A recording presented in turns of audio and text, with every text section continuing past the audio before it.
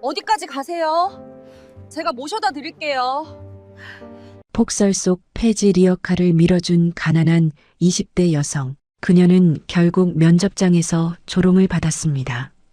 하지만 단 10분 뒤 모든 것이 뒤집혔습니다. 서연은 이불을 박차고 일어났습니다. 창문 너머로 보이는 풍경에 그녀는 잠시 할 말을 잃었어요. 골목길은 온통 하얗게 뒤덮여 있었고 눈은 여전히 거세게 내리고 있었죠. 욕실로 향한 서연은 수도꼭지를 틀었습니다. 차가운 물줄기가 쏟아져 나왔어요. 보일러가 고장난 지 벌써 한 달째였지만 월세조차 밀려있는 상황에서 수리비를 낼 엄두가 나지 않았죠. 이를 악물고 얼음장 같은 물로 세수를 했습니다. 거울 속 자신의 모습을 바라봤어요. 야위고 수척한 얼굴, 움푹 들어간 볼. 서연은 방으로 돌아와 옷장을 열었어요. 텅 빈 옷장 한 구석에 비닐에 쌓여 걸려있는 정장이 보였습니다. 그녀의 유일한 정장이자 마지막 희망이었죠. 3년 전 대학 졸업식 때 어머니께서 무리해서 사주신 것이었어요. 서연은 조심스럽게 비닐을 벗기며 중얼거렸습니다. 아버지는 서연이 어릴 적에 돌아가셨어요. 어머니도 작년에 오랜 투병 생활 끝에 세상을 떠나셨죠. 병원비와 장례비로 남은 건 빚뿐이었습니다. 옷을 입는데 손이 미세하게 떨렸어요. 배고픔 때문이었죠. 어제도 컵라면 하나로 하루를 버텼습니다. 서연은 서랍을 열어 이력서와 자기소개서를 꺼냈어요. 수백 번은 읽었을 종이들이었지만 다시 한번 눈으로 훑었습니다.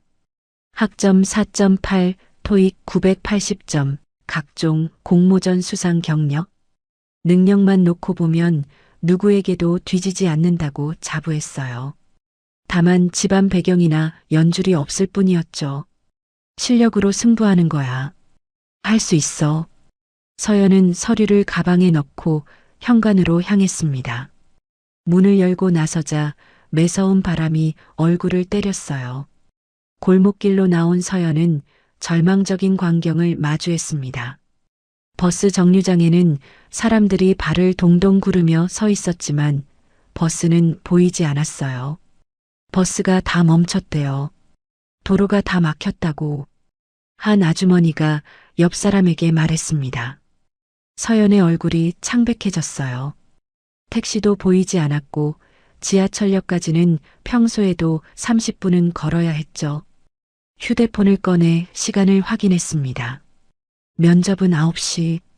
서연은 잠시 망설였어요. 포기하고 돌아갈까? 회사에 연락해서 사정을 설명할까? 아니야, 이런 걸로 포기할 순 없어. 3년 동안 수십 개의 회사에 지원했지만 최종 면접까지 간 건 BK그룹이 처음이었습니다.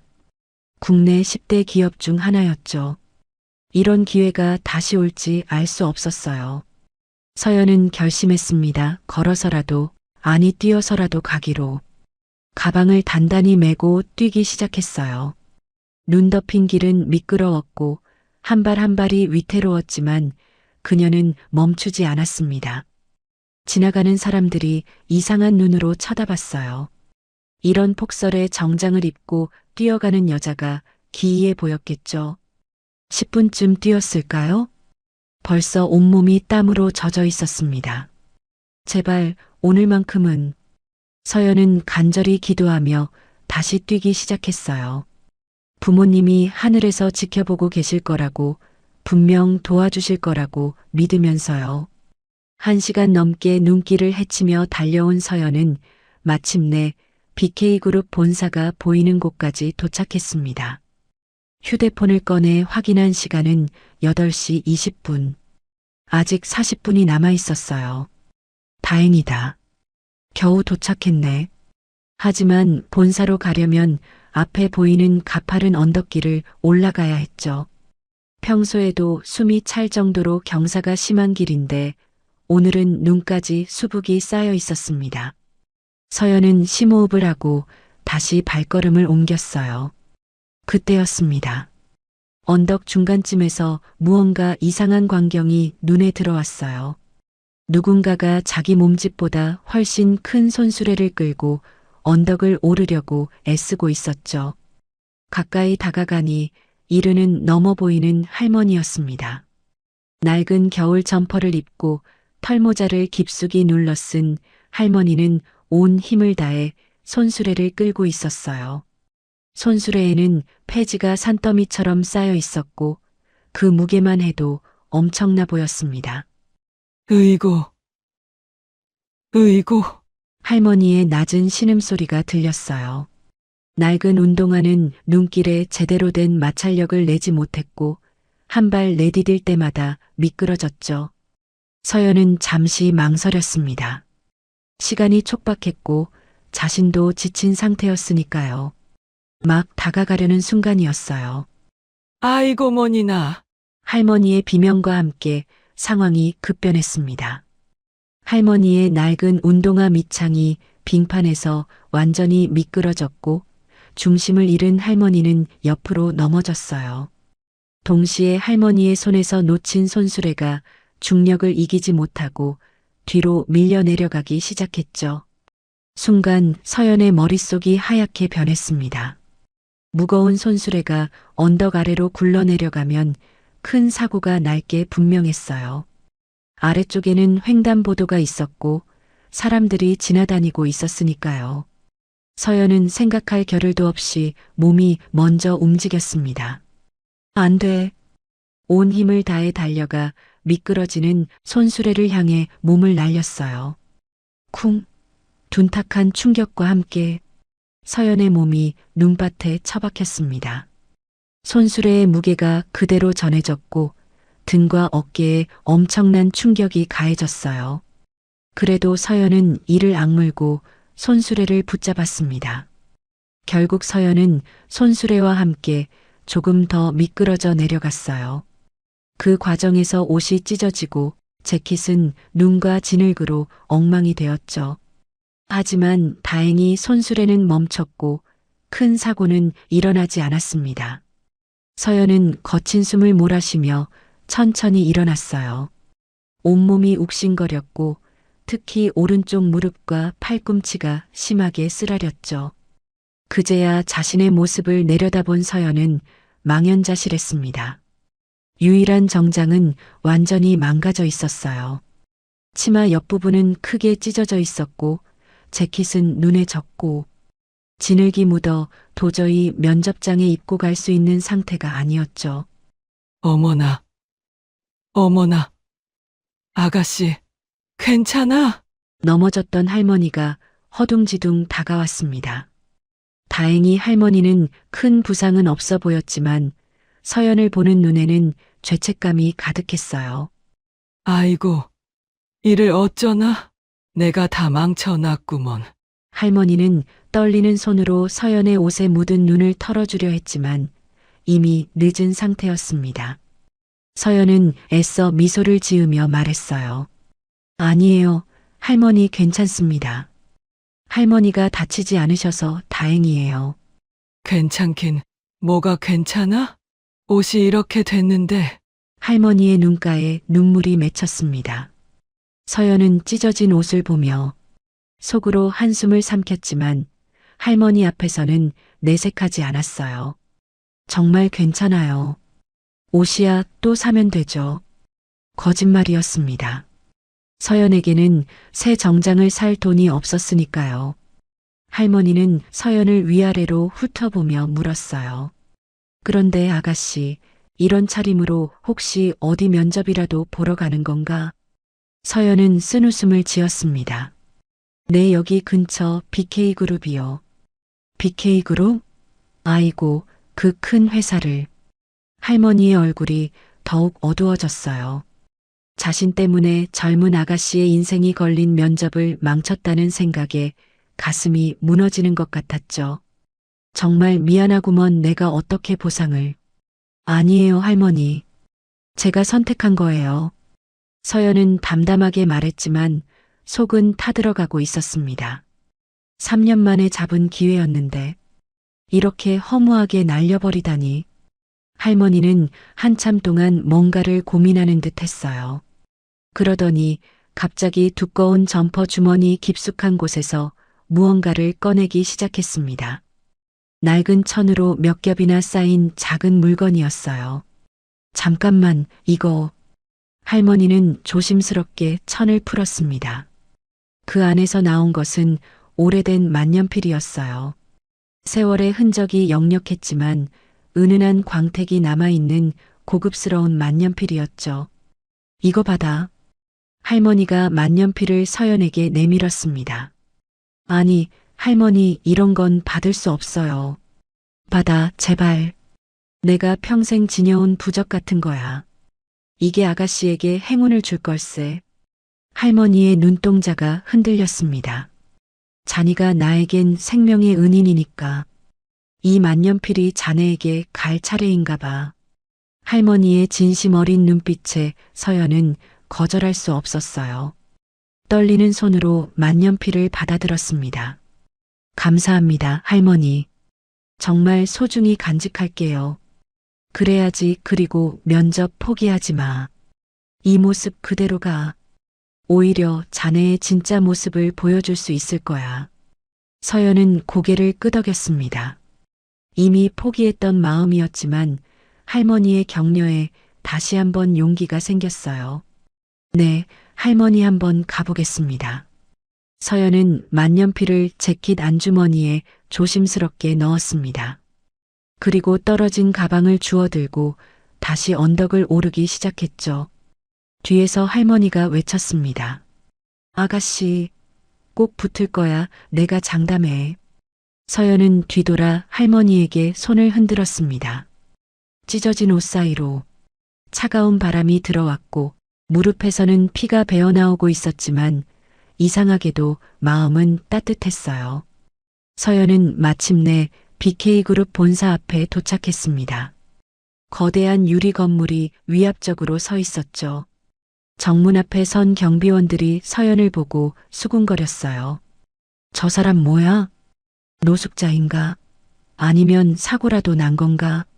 서연은 그들의 시선을 애써 무시하고 건물 안으로 들어갔습니다.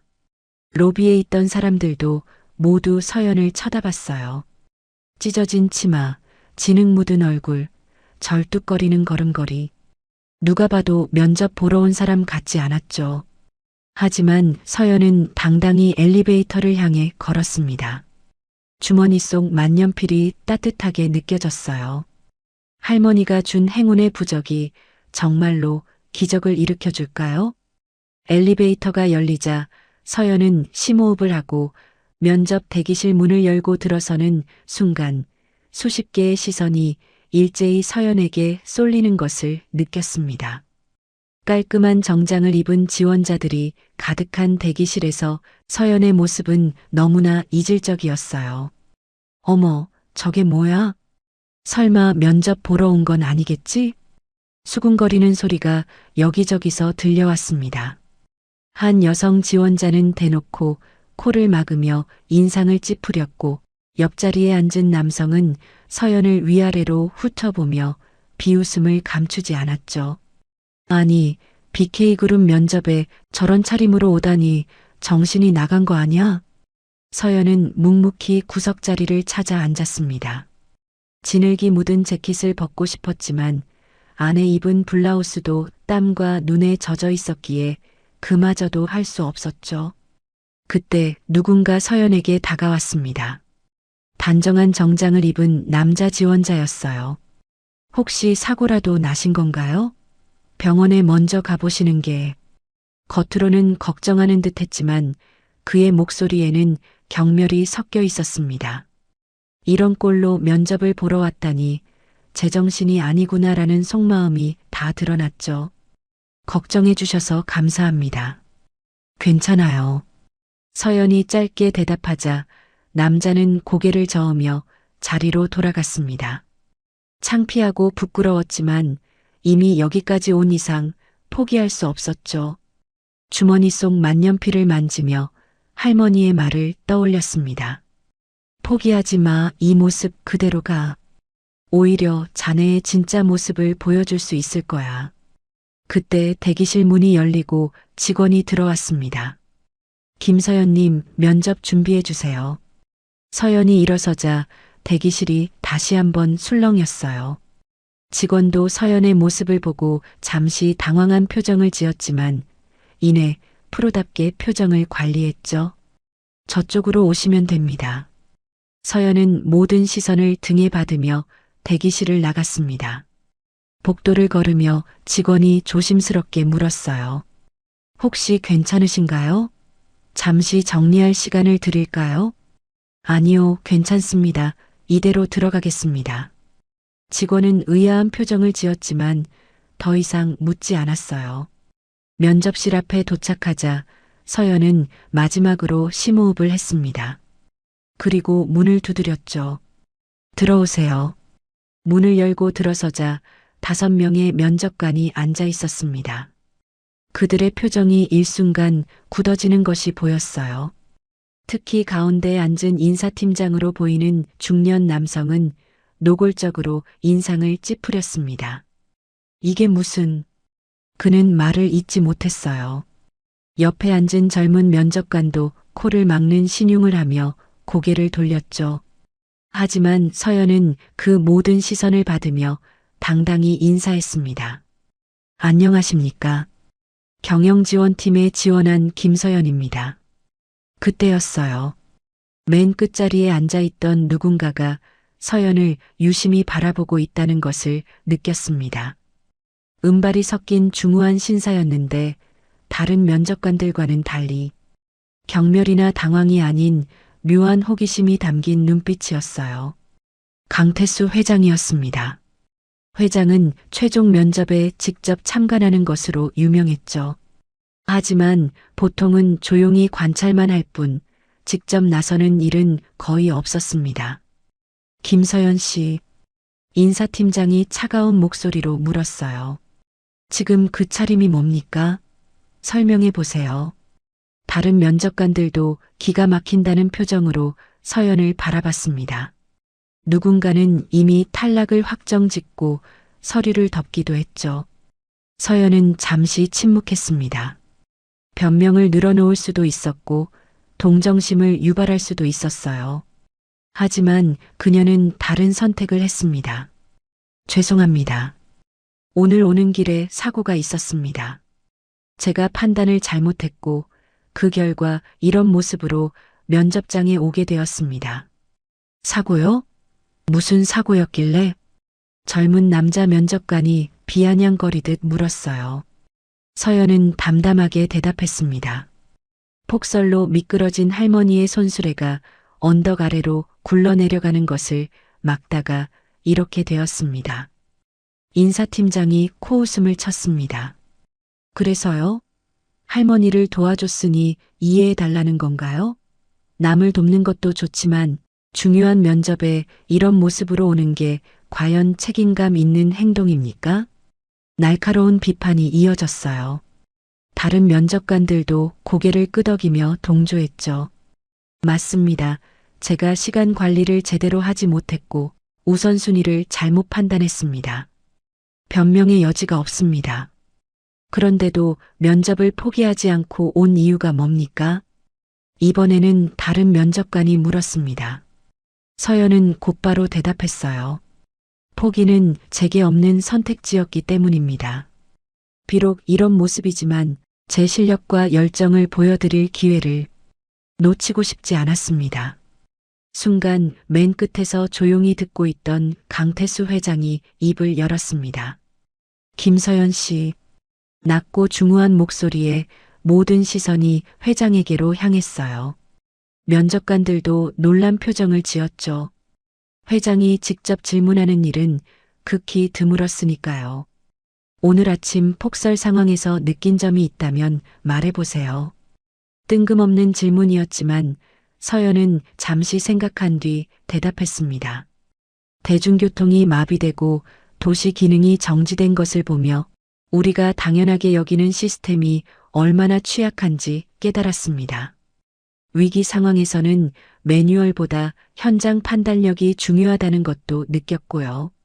그래서 할머니를 도왔다는 건가요? 아니요. 그건 그냥 본능이었습니다. 위험한 상황을 보고 그냥 지나칠 수 없었어요.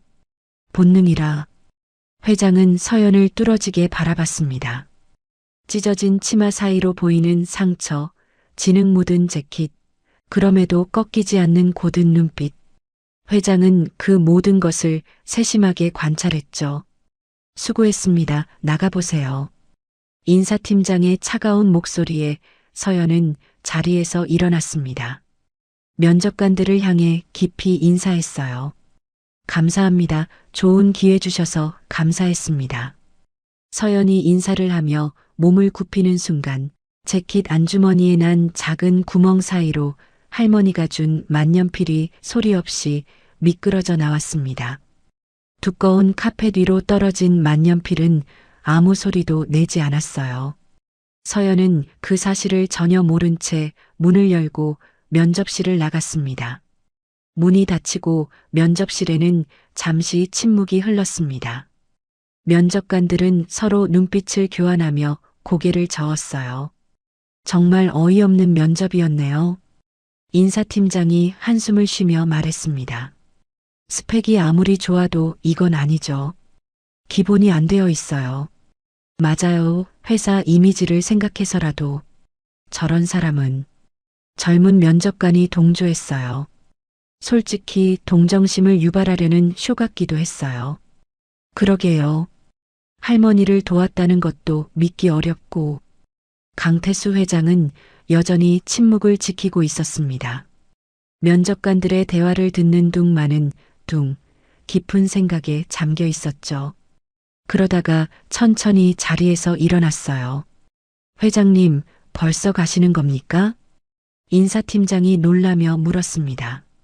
보통 회장은 면접이 모두 끝날 때까지 자리를 지키곤 했으니까요.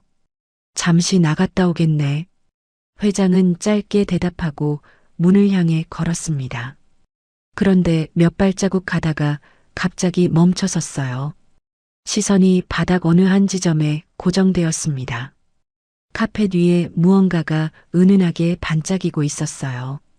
가까이서 보니 오래된 만년필이었어요. 방금 나간 지원자가 떨어뜨린 건가? 회장은 만년필을 집어들었습니다. 순간 그의 표정이 굳어졌어요. 만년필은 확실히 오래된 것이었지만 단순히 오래되었다고 해서 놀란 것이 아니었습니다. 뚜껑 부분을 자세히 보니 희미하게 이니셜이 새겨져 있었어요. 세월이 흘러 많이 닳았지만 여전히 읽을 수 있을 정도였죠. 회장의 손이 미세하게 떨리기 시작했습니다. 태수강 자신의 이름 이니셜을 새긴 것이었죠. 하지만 그것보다 더 충격적인 것은 이 만년필 자체였어요. 이게 어떻게? 회장은 떨리는 손으로 만년필을 돌려가며 살펴봤습니다. 몸체에 새겨진 독특한 문양.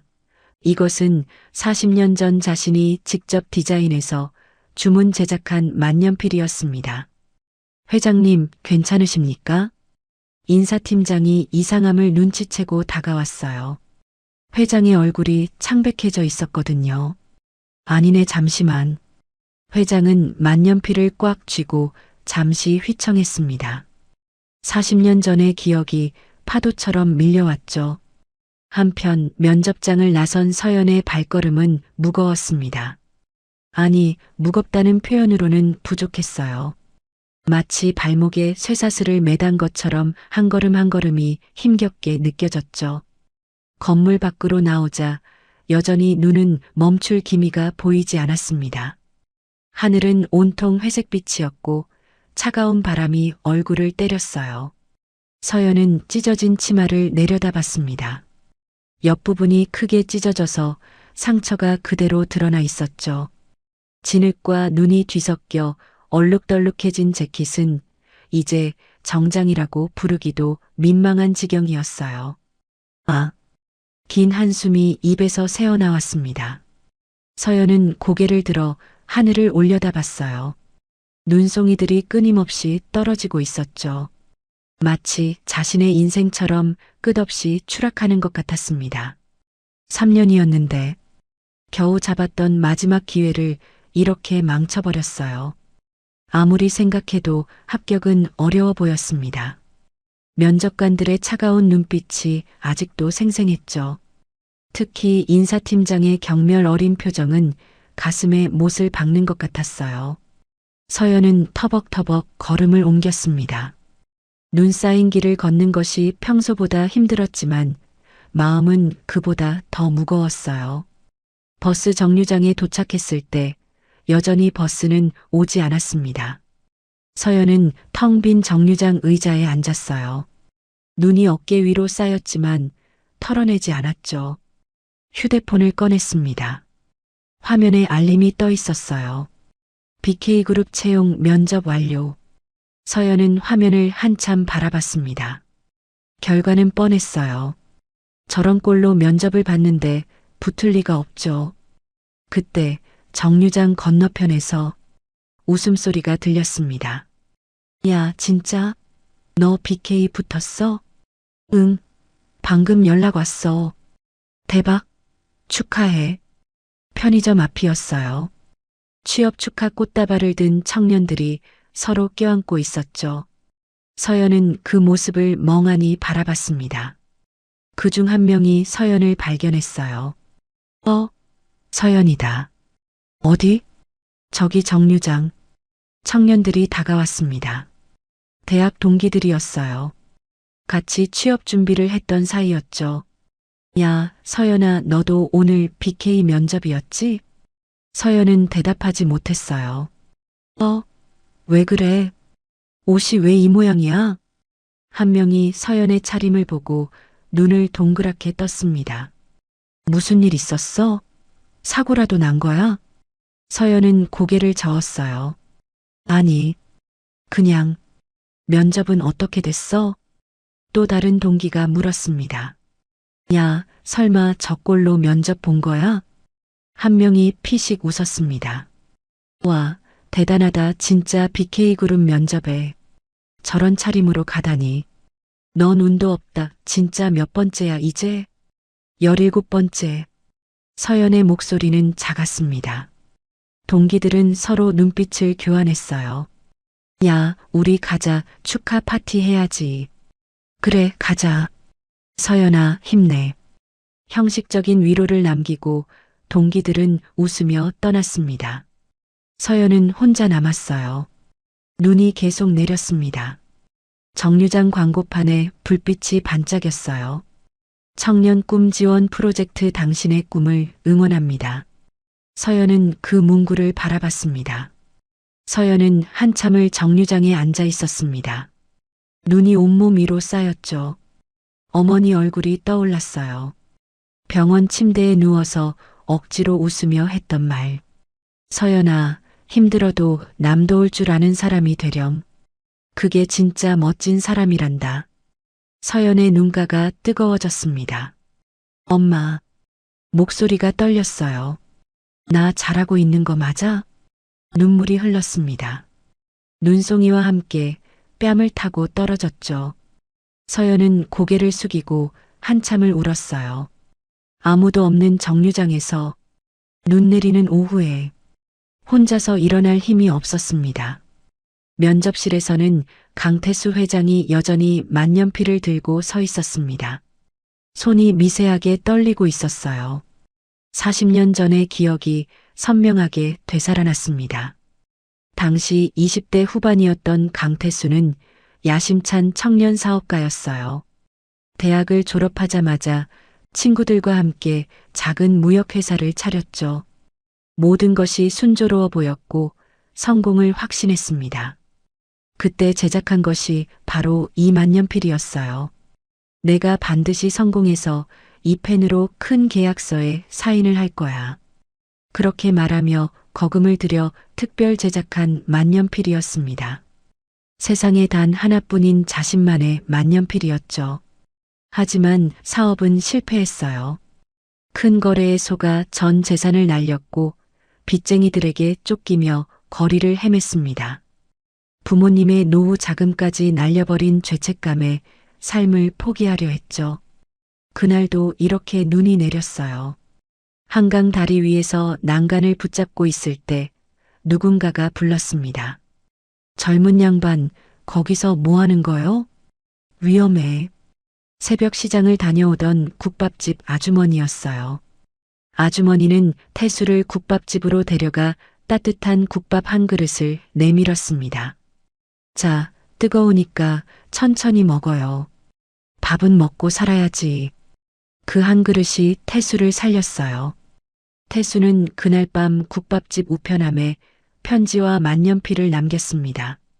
성공해서 꼭 다시 찾아뵙겠습니다. 그때까지 이 만년필을 맡아주십시오. 그리고 40년이 흘렀어요. 태수는 성공했습니다.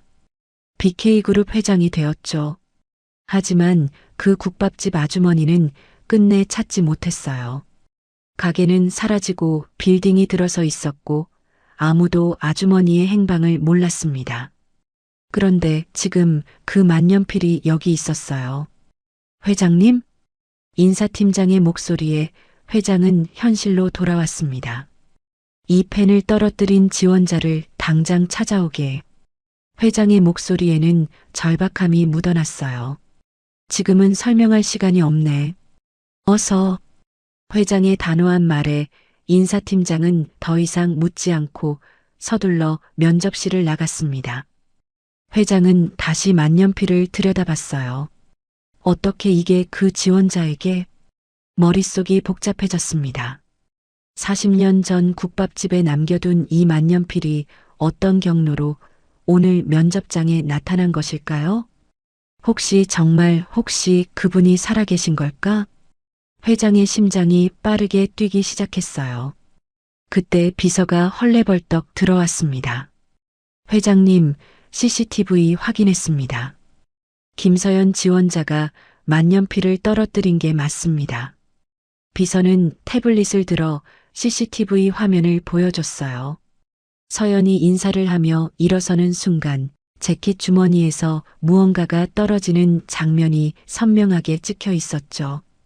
김서연 그래, 그 지원자 이력서 가져왔나? 예, 여기 있습니다. 비서가 서류를 건넸습니다. 회장은 급하게 이력서를 훑어봤어요. 28살, 관악구 거주, 부모님 모두 사망, 학자금 대출과 각종 빚이 있는 상황. 불쌍한 친구군.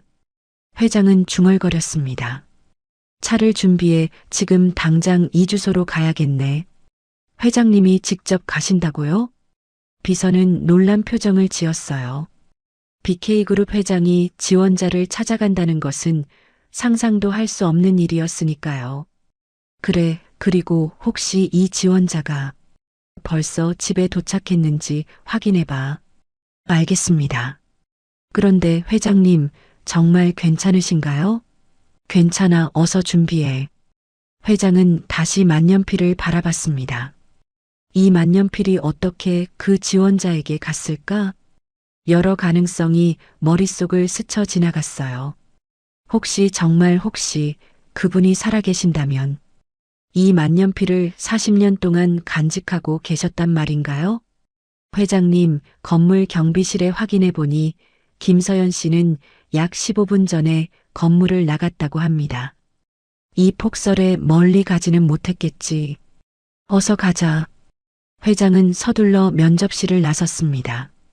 엘리베이터를 타고 지하 주차장으로 내려가는 동안 그의 머릿속은 온통 과거의 기억으로 가득했어요.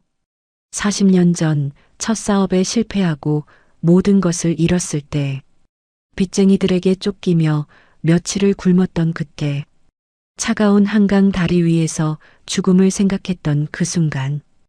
회장님, 차 준비됐습니다. 비서의 목소리에 회장은 현실로 돌아왔습니다. 검은색 세단에 올라탄 회장은 만년필을 가슴에 품었어요. 그 지원자 집으로 가게. 예, 회장님, 그런데 이 날씨에 그쪽은 길이 많이 막힐 것 같은데요?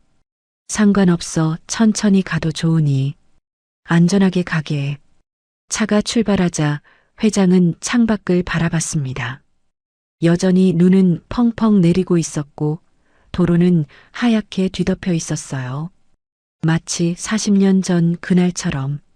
그날도 이렇게 추운 겨울이었지. 회장님, 혹시 그 지원자와 어떤 관계가 있으신가요? 조심스럽게 묻는 비서에게 회장은 고개를 저었습니다. 아니, 처음 본 사람이야. 회장은 말을 멈췄어요. 어떻게 설명해야 할까요? 40년 전의 이야기를, 그리고 이 만년필에 담긴 사연을. 이 만년필이 내게는 아주 특별한 물건이거든. 어떻게 그 지원자가 가지고 있었는지 꼭 알아야 해. 비서는 더 이상 묻지 않았습니다. 회장의 표정이 너무나 진지했으니까요. 차는 관악구 골목길로 접어들었습니다. 좁은 골목에는 눈이 수북이 쌓여 있었고 차가 겨우 지나갈 수 있을 정도였어요. 회장님, 저기입니다. 비서가 창밖을 가리켰습니다. 골목 저편에서 누군가가 리어카를 끌고 오고 있었습니다. 한 명은 젊은 여자였고 다른 한 명은 허리가 굽은 노인이었어요. 젊은 여자가 앞에서 리어카를 끌고 있었습니다. 장갑도 끼지 않은 맨손으로요. 할머니는 뒤에서 리어카를 밀고 있었죠. 회장의 눈이 할머니의 옆모습에 고정되었습니다. 낡은 겨울 점퍼, 털모자, 허리를 굽힌 채 리어카를 미는 모습. 회장의 눈동자가 흔들렸어요. 심장이 쿵쿵 뛰기 시작했습니다. 설마 회장은 눈을 깜빡이며 다시 봤어요. 세월이 흘러 주름이 깊어지고 허리가 굽었지만 그 옆모습만은 변하지 않았습니다. 40년 전 빚쟁이에게 쫓기던 자신에게 국밥을 말아주던 그 여인의 모습이 선명하게 겹쳐졌어요. 회장의 눈가에 눈물이 맺혔습니다.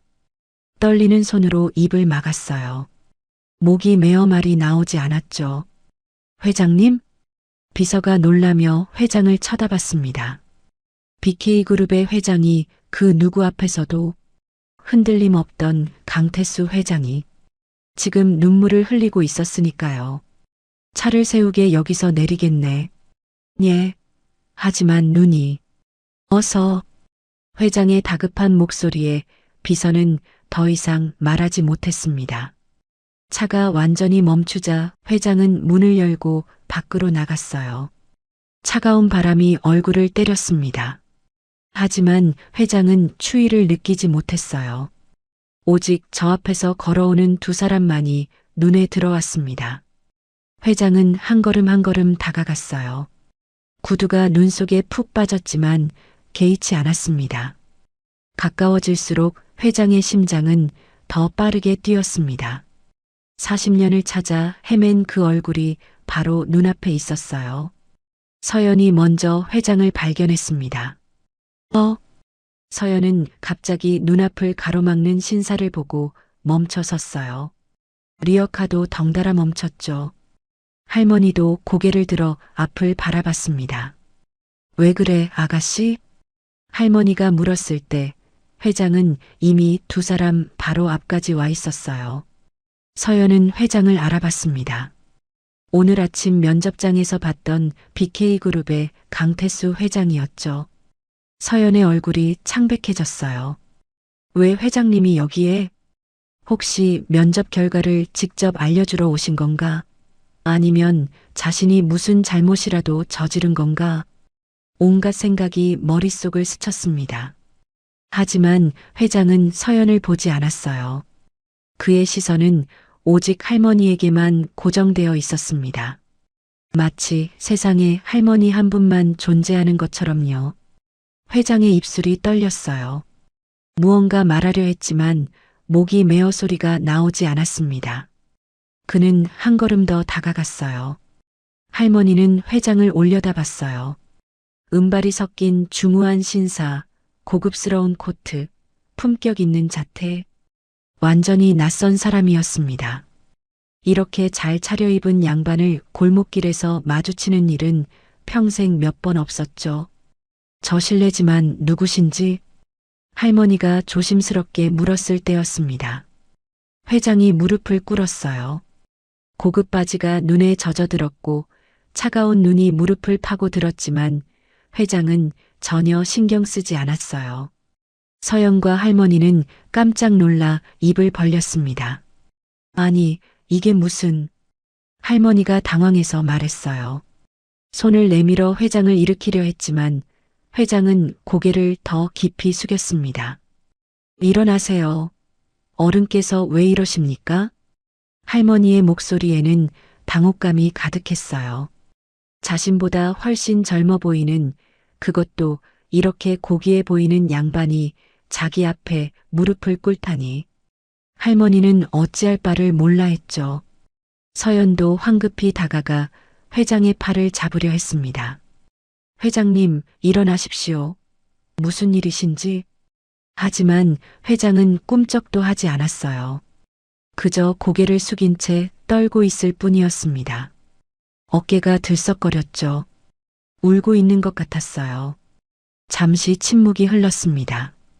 눈은 계속 내렸고 세 사람은 그 자리에 얼어붙은 듯 멈춰 있었어요. 한참 후 회장이 떨리는 목소리로 입을 열었습니다. 아주머니. 그 목소리는 너무나 간절했어요. 마치 수십 년 동안 꾹꾹 눌러 담아두었던 감정이 한꺼번에 터져 나오는 것 같았죠. 회장은 떨리는 손을 가슴에 얹었습니다. 눈물이 뺨을 타고 흘러내렸어요. 저는 강태수라고 합니다. 할머니는 그 이름을 듣는 순간 온몸이 굳어졌습니다. 강태수 40년 동안 편지에서 수없이 읽었던 그 이름. 설마 그 사람이 진짜 이 사람인 걸까요? 회장은 계속 말을 이어갔습니다. 40년 전 겨울이었습니다. 눈물이 멈추지 않고 흘러내렸습니다. 그때 저는 거리를 헤매던 노숙자였습니다. 회장은 떨리는 손을 가슴에 얹었습니다. 아주머니의 국밥집에서 밥을 얻어먹었던 그 사람입니다. 할머니는 떨리는 손으로 입을 틀어막았습니다. 눈이 커졌고 온몸이 얼어붙었어요. 너무 늦게 와서 정말 죄송합니다. 할머니의 떨리는 눈빛을 본 회장의 눈앞에 40년 전 그 겨울이 생생하게 펼쳐졌습니다. 한강 다리 위에서 난간을 붙잡고 있던 그때 젊은 양반, 거기서 뭐 하는 거요? 새벽 시장을 다녀오던 국밥집 아주머니가 자신을 불러 세웠죠. 아주머니는 장바구니를 내려놓고 급히 태수의 팔을 잡아당겼습니다. 어서 와요. 우리 가게가 저기 다리 건너편인데 밥은 먹고 가야지. 국밥집에 도착해 따뜻한 국밥 한 그릇을 받아들었을 때 태수는 눈물을 참을 수 없었어요. 괜찮아요. 울어도 돼요. 다 울어내요. 아주머니는 태수의 등을 토닥이며 말했습니다. 그 한 그릇이 태수를 살렸어요. 그날 밤 태수는 국밥집 우편함에 편지와 만년필을 남겼습니다. 성공해서 꼭 다시 찾아뵙겠습니다. 그때까지 이 만년필을 맡아주십시오. 그리고 40년이 흘렀어요. 회장은 떨리는 목소리로 계속 말했습니다. 그때 저는 죽으려고 했습니다. 할머니의 눈이 커졌어요. 아주머니가 아니었으면 저는 그날 밤 한강에서... 회장은 말을 잇지 못했습니다. 아주머니의 국밥 한 그릇이 저를 살렸습니다. 아주머니의 따뜻한 마음이 제게 다시 살 용기를 주었어요. 회장은 코트 안주머니에서 만년필을 꺼냈습니다. 이게 아주머니께서 40년 동안 지켜주신 거죠? 할머니는 그 만년필을 보는 순간 눈에서 눈물이 흘러내렸어요. 맞아, 그게 맞아. 할머니는 손을 뻗어 만년필을 만졌습니다. 이게 오늘 아침 이 아가씨한테 준 거야. 그런데 어떻게 자니가? 김서연 씨가 면접을 보고 나가던 중 떨어뜨린 걸 제가 발견했습니다. 회장은 할머니의 손을 꽉 잡았어요. 40년 동안 찾았습니다. 성공한 후 바로 국밥집으로 갔어요. 하지만 가게는 사라지고 없었죠.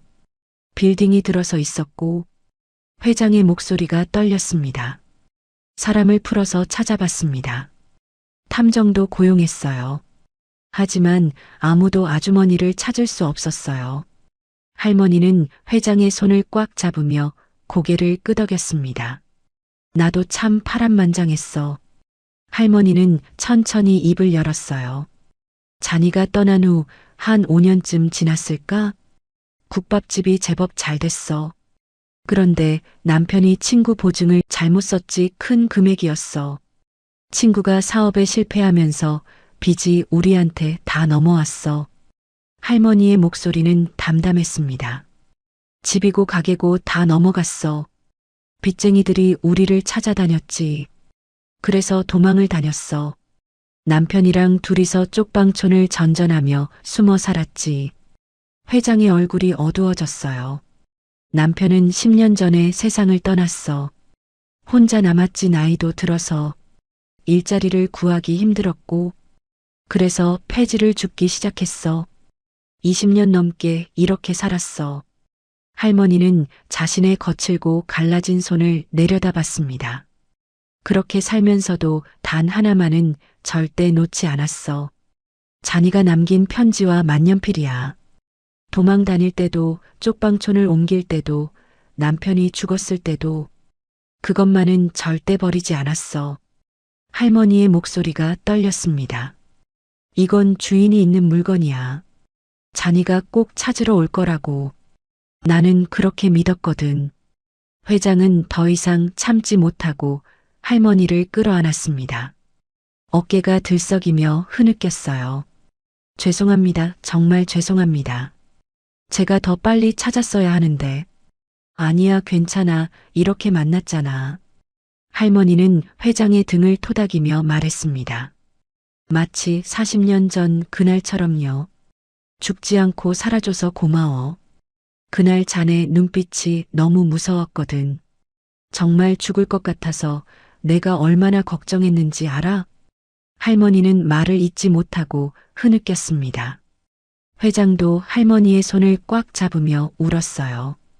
두 사람의 울음소리가 눈 내리는 골목에 메아리 쳤습니다. 서연은 그 광경을 보며 가슴이 뜨거워졌어요. 코끝이 찡해지고 눈시울이 붉어졌습니다. 리어카 손잡이를 잡은 손을 놓고 두 사람에게서 조금 떨어져 섰어요. 이 순간만큼은 방해하고 싶지 않았거든요. 한참 후 회장이 고개를 들었습니다. 눈물로 범벅이 된 얼굴이었지만 그 눈빛은 간절했어요. 아주머니, 이제 고생 안 하셔도 됩니다. 회장의 목소리는 단호했습니다. 제가 앞으로 친어머니처럼 모시겠습니다. 집도 마련해드리고 편히 사시도록 모든 걸 해드리겠습니다. 아니야, 그럴 필요 없어. 할머니가 손을 내저었지만 회장은 고개를 저었어요. 아닙니다. 이건 제 의무입니다. 아주머니께서 제게 주신 은혜를 갚을 기회를 주십시오, 제발. 회장의 눈에 다시 눈물이 맺혔습니다. 할머니는 그런 회장을 보며 천천히 고개를 끄덕였어요. 그래, 그렇다면 고맙게 받을게. 회장은 안도의 한숨을 내쉬었습니다. 그리고 서연을 돌아봤어요. 김서연 씨. 서연은 깜짝 놀라 고개를 들었습니다. 회장은 천천히 일어나 서연 앞으로 다가왔어요. 잔이가 아니었으면 나는 평생 아주머니를 찾지 못했을 거야. 회장은 서연의 어깨에 쌓인 눈을 털어주었습니다. 마치 딸을 대하듯 다정한 손길이었어요. 아까 면접장에서도 느꼈지만 자네는 정말 특별한 사람이야. 회장은 할머니를 바라보며 말을 이었습니다. 할머니가 말씀해 주셨어. 오늘 아침 잔이가 할머니를 구해줬다고. 손수레가 언덕에서 미끄러져 내려갈 뻔했는데 잔이가 몸을 던져 막아줬다고. 서연은 아무 말도 하지 못했어요. 그 바람에 옷이 다 망가졌고 면접 보러 가는데 말이야. 회장의 눈빛이 따뜻해졌습니다. 그래서 할머니가 미안한 마음에 뭐라도 해주고 싶었대. 하지만 줄 수 있는 건 아무것도 없었지. 그때 생각났대 내가 남긴 만년필이. 회장은 만년필을 들어 올렸어요. 평생 간직해온 이 만년필을 자네에게 행운의 부적으로 줬대. 자네에게 좋은 일이 생기길 바라면서 회장은 서연의 눈을 똑바로 바라봤습니다. 그런데 그게 나를 여기로 데려왔어. 자니가 면접장에서 만년필을 떨어뜨렸고 내가 그걸 주워서 이렇게 할머니를 찾아온 거야. 회장은 할머니와 서연을 번갈아 보며 말했어요. 인연이란 게 참 신기해. 40년 전에 할머니가 나를 살렸고 오늘은 자니가 할머니를 살렸고 그 자니가 다시 나와 할머니를 만나게 해줬으니 회장은 서연의 어깨를 두드렸습니다. 우리 회사가 원하는 가장 중요한 가치, 그건 바로 사람이야. 실력도 중요하지만 진짜 중요한 건 사람다움이지. 자니가 그걸 다시 깨닫게 해줬어. 회장은 확신에 찬 목소리로 말했습니다. 김서연 씨 자네 합격일세. 서연의 눈이 커졌어요. 정말입니까? 그럼 모레부터 출근하게. 인사팀에 연락해두겠네. 서연은 그 자리에서 멍하니 서 있었습니다. 아침에 모든 걸 포기했다고 생각했는데 지금 합격 통보를 받고 있었어요. 꿈인가 싶었죠. 고맙습니다. 정말 감사합니다. 서연은 허리를 깊이 숙이며 인사했습니다. 눈물이 주르르 흘러내렸어요. 기쁨의 눈물이었죠. 할머니는 그런 서연을 보며 환하게 웃었습니다. 그것 봐, 내가 뭘 했어? 할머니 부적 덕분에 합격했다니까. 서연은 할머니를 보며 웃었어요. 아까 했던 거짓말이 진짜가 된 거예요. 세 사람의 얼굴에는 따뜻한 미소가 번지고 있었죠. 한 달이 지났습니다. 따스한 햇살이 창문을 통해 방 안으로 들어왔어요. 할머니는 천천히 눈을 떴습니다. 포근한 이불 속에서 몸을 뒤척이며 기지개를 켰죠. 호호, 오늘도 잘 잤네. 할머니는 흐뭇한 미소를 지으며 일어나 앉았습니다. 한 달 전만 해도 상상도 못했던 일이었어요. 따뜻한 방, 폭신한 침대, 깨끗한 이불 모든 게 꿈만 같았죠. 회장이 마련해준 신축 아파트였습니다. 10층에서 내려다 보이는 풍경은 아름다웠어요. 멀리 산이 보였고 아파트 단지 안에는 잘 가꿔진 정원이 있었죠. 식탁 위에는 어제 회장이 보내준 과일 바구니가 놓여 있었어요. 이렇게까지 해줘도 되는 건지 할머니는 매번 미안한 마음이 들었습니다. 하지만 회장은 늘 똑같이 대답했어요. 아주머니께서 제게 주신 은혜에 비하면 이건 아무것도 아닙니다. 그때 초인종이 울렸습니다. 누구세요? 아주머니, 접니다. 태수예요. 할머니는 환한 미소를 지으며 문을 열었어요. 회장이 서 있었습니다. 손에는 따뜻한 빵이 든 봉지를 들고 있었죠. 아이고, 이른 아침부터 웬일이야? 출근길에 들렀습니다. 빵 좀 사왔어요. 아침은 드셨어요? 먹었지, 자네는? 저도 먹었습니다. 그래도 간식으로 드세요. 회장은 빵 봉지를 식탁 위에 놓으며 할머니를 살폈습니다. 안색이 좋아 보였어요. 한 달 전과는 비교도 할 수 없을 정도로 건강해 보였죠. 두 사람은 차를 마시며 담소를 나눴습니다. 아, 참 서연이는 요즘 어떤가?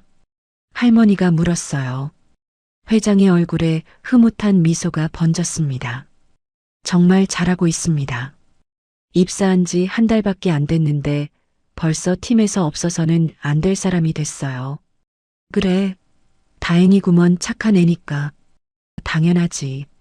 실력도 정말 좋습니다. 며칠 전에 큰 프로젝트를 성공시켰어요. 다들 칭찬이 자자하더라고요. 회장은 자랑스러운 표정으로 말했어요. 마치 자신의 딸 이야기를 하는 것 같았죠. 오늘 저녁에 서연이도 오기로 했습니다. 아주머니 댁에서 같이 저녁 먹으면 어떨까 해서요. 오, 그거 좋지. 내가 밥을 해야겠네. 아니에요. 제가 준비해 올게요. 아주머니는 그냥 편히 계세요. 안 돼, 손님 오는데. 내가 직접 해야지.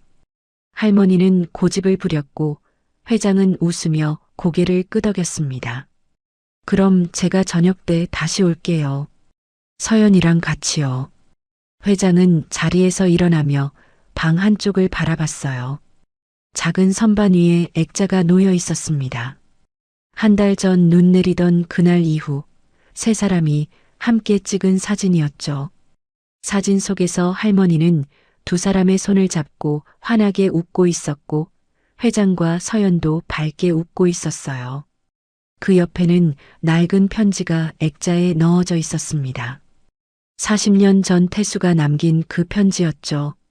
그때 사진 참 잘 나왔죠? 회장이 웃으며 말했어요. 그럼 내 평생 가장 소중한 사진이야. 할머니도 그 사진을 바라보며 흐뭇하게 웃었습니다. 같은 시각 BK그룹 본사. 서연은 회의실에서 프레젠테이션을 마치고 나왔습니다. 동료들이 박수를 쳤어요. 서연 씨, 정말 대단해요. 이번 프로젝트 성공은 서연 씨 덕분이에요. 서연은 쑥스럽게 웃으며 고개를 숙였습니다. 다들 도와주신 덕분입니다. 겸손까지 하네. 역시 우리 팀의 에이스야. 팀장이 서연의 어깨를 두드렸어요. 한 달 전만 해도 신입사원이었던 서연은 이제 팀에서 가장 믿을 만한 사람이 되어 있었습니다. 사무실로 돌아온 서연은 자리에 앉아 모니터를 켰어요. 그때 내선 전화가 울렸습니다. 김서연 사원, 회장님 사무실로 올라오세요. 비서실에서 온 전화였어요. 서연은 긴장한 표정으로 자리에서 일어났습니다. 회장실에 불려가는 일은 자주 있는 일은 아니었거든요. 엘리베이터를 타고 최상층으로 올라갔어요. 노크를 하고 문을 열었습니다. 회장님 부르셨습니까? 김서연 앉게. 회장은 서연을 소파에 앉혔습니다. 그리고 맞은편에 앉으며 만족스러운 미소를 지었어요. 이번 프로젝트 정말 잘했어. 거래처에서도 연락이 왔더군. 김서연을 꼭 칭찬해 달라고. 감사합니다, 회장님. 한 달 전 자네를 뽑은 게 정말 잘한 일이었어. 아니, 그날 눈길에서 자네를 만난 게 내 인생 최고의 행운이었지. 회장은 진심 어린 눈빛으로 서연을 바라봤어요. 자네 덕분에 아주머니를 다시 만날 수 있었고 40년의 한을 풀 수 있었어. 정말 고맙네. 아닙니다. 저야말로 회장님 덕분에. 서연의 목소리가 떨렸습니다. 한 달 전 그날을 떠올렸거든요. 모든 걸 포기했다고 생각했던 그날, 기적 같은 일이 일어났었죠. 회장은 자리에서 일어나 책상으로 갔습니다. 서랍을 열어 무언가를 꺼냈어요. 작은 상자였죠. 이걸 자네에게 주고 싶었어. 회장은 상자를 서연에게 건넸습니다. 서연이 상자를 열자 만년필이 들어 있었어요. 한 달 전 그날 할머니가 준, 그리고 회장과 할머니를 이어준 바로 그 만년필이었습니다. 이건 자네 거야. 이 만년필이 자네를 통해 우리를 만나게 해줬으니 이제 이건 자네가 가져야 해. 하지만 이건 너무 소중한 물건인데. 그래서 자네에게 주는 거야. 자네야말로 이 만년필을 가질 자격이 있어.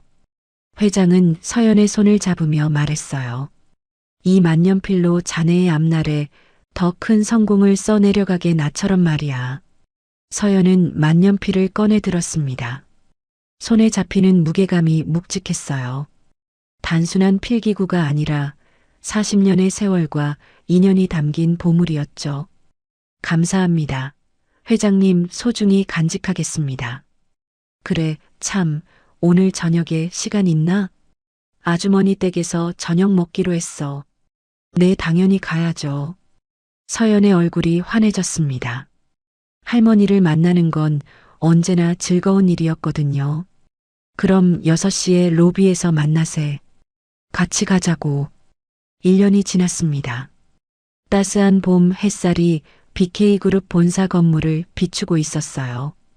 1년 전과는 달랐어요. 찢어진 치마 대신 단정한 정장을 입고 있었고 절뚝거리는 걸음 대신 당당한 발걸음이었죠.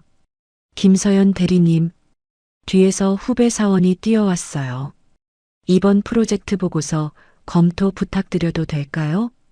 응, 내 자리에 올려놔. 오늘 중으로 피드백 줄게. 감사합니다.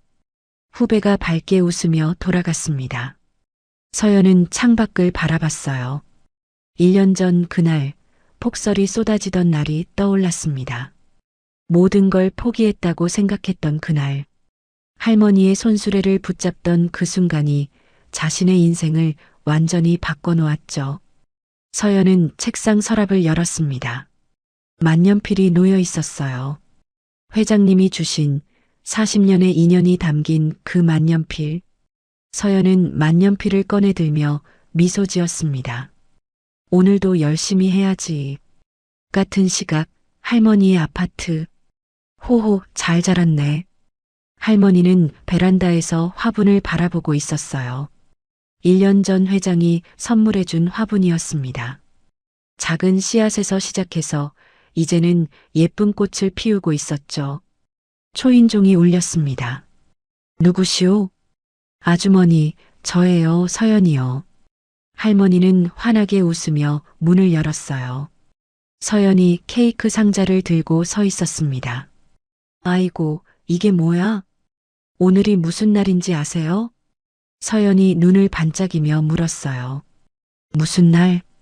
1년 전 오늘이에요. 할머니랑 처음 만난 날. 할머니의 눈가가 촉촉해졌습니다. 그래, 그랬지. 그날 눈이 참 많이 왔었어. 네, 그날 할머니가 저한테 만년필 주셨잖아요. 행운의 부적이라고. 서연은 할머니의 손을 잡았어요. 진짜 행운이 됐어요. 할머니 덕분에 제 인생이 완전히 달라졌어요. 할머니는 서연의 손을 꽉 잡으며 고개를 저었습니다. 아니야, 네가 착한 일을 했으니까 복을 받은 거야. 그날 나를 그냥 지나칠 수도 있었잖아.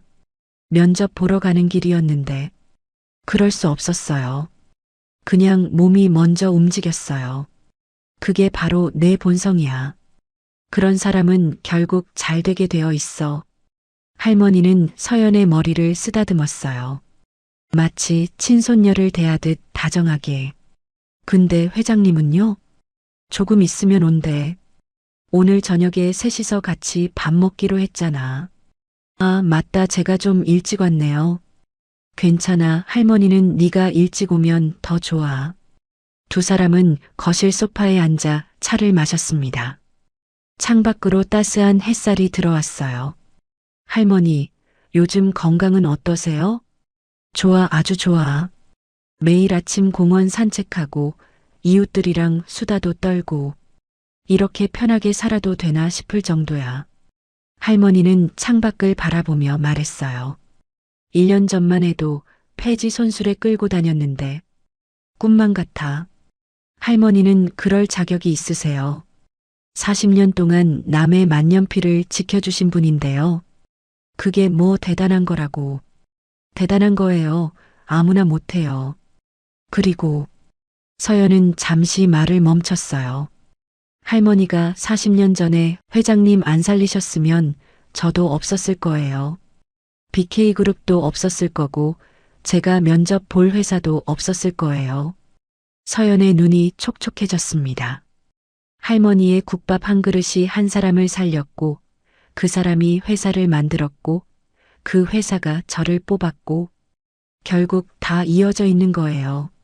할머니는 서연의 말을 듣고 한참을 가만히 있었어요. 그리고 천천히 입을 열었습니다. 그날 새벽에 다리 위에서 그 청년을 봤을 때 그냥 지나칠 수 있었어. 할머니의 목소리가 낮아졌어요. 새벽 시장 갔다 오는 길이었고 피곤했고 손에 짐도 무거웠지. 그런데 할머니는 창밖을 바라봤습니다. 그 눈빛이 너무 무서웠어. 살고 싶은 사람의 눈이 아니었거든. 그래서 그냥 지나칠 수가 없었어. 할머니는 서연을 바라보며 미소 지었어요. 너도 마찬가지였을 거야. 그날 아침에 내가 넘어졌을 때 그냥 지나칠 수 있었잖아. 면접 시간에 쫓기고 있었는데. 네. 그런데 안 그랬잖아. 왜? 서연은 잠시 생각했어요. 몰라요. 그냥 못 지나치겠더라고요. 그게 바로 사람이야. 할머니는 서연의 손을 꽉 잡았습니다. 세상에는 두 종류의 사람이 있어. 지나치는 사람과 멈추는 사람. 너는 멈추는 사람이야. 나도 그랬고. 할머니의 눈가에 눈물이 맺혔어요. 그게 얼마나 귀한 건지 알아? 그런 사람이 많지 않아. 그래서 네가 특별한 거야. 서연도 눈물이 났습니다. 두 사람은 말없이 서로의 손을 잡고 있었어요. 창밖으로 햇살이 쏟아졌습니다. 따뜻했어요. 그때 초인종이 울렸습니다. 아주머니, 저 왔습니다. 회장의 목소리였어요. 할머니가 문을 열자 회장이 꽃다발을 들고 서 있었습니다. 이게 뭐야? 무슨 꽃이 이렇게 많아? 오늘이 특별한 날이잖아요. 1년 전 오늘 우리 셋이 처음 만난 날. 회장은 환하게 웃으며 들어왔어요. 서연이 일어나 인사했습니다. 회장님, 안녕하세요. 서연이 벌써 왔구나. 오늘 회사에서 일 많았을 텐데. 아니에요. 일찍 끝냈어요. 오늘은 꼭 와야 했으니까요. 세 사람은 거실에 둘러앉았습니다. 회장이 가져온 꽃을 할머니가 꽃병에 꽂았고 서연이 가져온 케이크를 식탁에 올렸어요. 자, 오늘은 특별한 날이니까 건배합시다. 회장이 잔을 들었어요. 세 사람의 잔이 부딪혔습니다. 맑은 소리가 울렸죠. 1년 전 그날이 없었다면 회장이 말을 시작했어요. 저는 평생 아주머니를 찾지 못했을 겁니다. 40년의 한을 품고 살았겠죠. 저도요. 서연이 말을 이었습니다. 저는 지금 어떻게 살고 있을까요? 생각만 해도 아찔해요. 할머니는 두 사람을 번갈아 보며 미소 지었어요. 우리 셋 다 행운아야. 서로가 서로를 살렸으니까. 할머니의 말에 회장과 서연은 고개를 끄덕였습니다. 창밖으로 노을이 지고 있었어요. 붉은 빛이 방 안을 따뜻하게 물들였죠. 참 서연아. 할머니가 서연을 불렀어요. 응, 할머니. 그날 네가 나한테 거짓말했잖아.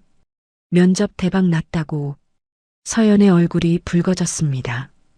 그거 할머니가 너무 미안해하셔서. 알아, 나도 알았어. 그 꼴로 면접 봤는데 붙을 리가 없지. 할머니는 피식 웃었어요.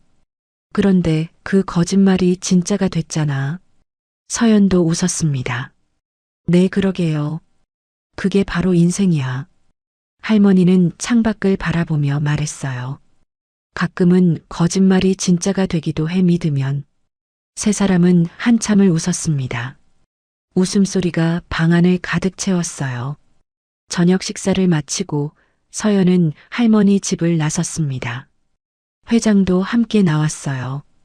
집까지 태워다 줄까? 아니에요. 오늘은 걸어가고 싶어요. 서연은 하늘을 올려다봤습니다. 별이 총총히 빛나고 있었어요. 회장님, 응? 1년 전 그날 저 정말 힘들었거든요. 서연의 목소리가 조용했습니다. 17번째 면접이었어요. 부모님도 안 계시고 빚은 쌓여 있고 그날 떨어지면 정말 어떻게 해야 할지 몰랐어요. 회장은 말없이 서연의 말을 들었어요. 그런데 할머니가 넘어지셨잖아요. 그 순간 이상하게 면접 생각이 안 났어요. 그냥 할머니가 걱정됐어요. 서연은 미소 지었습니다. 그게 저를 살린 것 같아요. 무슨 말이야? 만약 그날 할머니를 그냥 지나쳤으면 저는 면접장에 제 시간에 도착했을 거예요. 깨끗한 옷으로요. 서연은 잠시 말을 멈췄어요. 근데 아마 떨어졌을 거예요.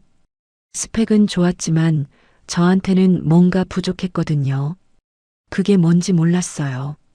그게 뭐였는데? 사람다움이요. 서연은 회장을 바라봤습니다. 회장님이 그러셨잖아요. 진짜 중요한 건 사람다움이라고. 그날 저는 그걸 보여드린 거예요.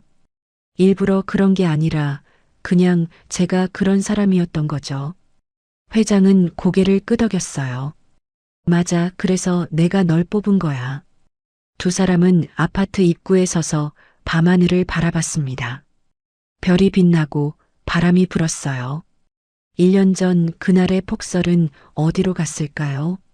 지금은 따뜻한 봄밤이었습니다. 회장님, 저 갈게요. 그래, 조심해서 가. 서연은 걸음을 옮겼습니다. 몇 발자국 가다가 뒤돌아봤어요. 회장님, 응? 감사합니다. 진심으로요. 회장은 손을 흔들었습니다. 서연은 미소 짓고 돌아서 걸어갔어요. 주머니 속 만년필이 따뜻하게 느껴졌습니다. 서연은 밤거리를 걸으며 생각했어요. 1년 전 그날 모든 걸 잃었다고 생각했습니다. 하지만 그날은 끝이 아니었어요. 새로운 시작이었죠. 어머니의 목소리가 떠올랐습니다. 서연아, 힘들어도 남 도울 줄 아는 사람이 되렴. 그게 진짜 멋진 사람이란다. 서연은 하늘을 올려다봤어요. 별이 반짝이고 있었습니다. 엄마, 보고 계시죠? 나 잘 살고 있어요. 바람이 불어왔어요. 마치 대답하듯이 서연은 미소 지으며 걸었습니다. 세상에는 두 종류의 사람이 있습니다. 지나치는 사람과 멈추는 사람. 당신은 어떤 사람인가요? 가끔은 멈춰서서 돌아보세요. 당신의 작은 친절이 누군가의 인생을 바꿀 수도 있으니까요. 국밥 한 그릇이 한 사람을 살렸고 그 사람이 40년 후에 다른 사람을 살렸습니다. 그리고 그 인연은 계속 이어지고 있어요. 지금 이 순간에도 착한 일은 반드시 돌아오는 법이에요. 여러분, 오늘 이야기 어떠셨나요? 혹시 여러분 인생에도 이런 인연의 기적이 있었나요? 댓글로 들려주세요.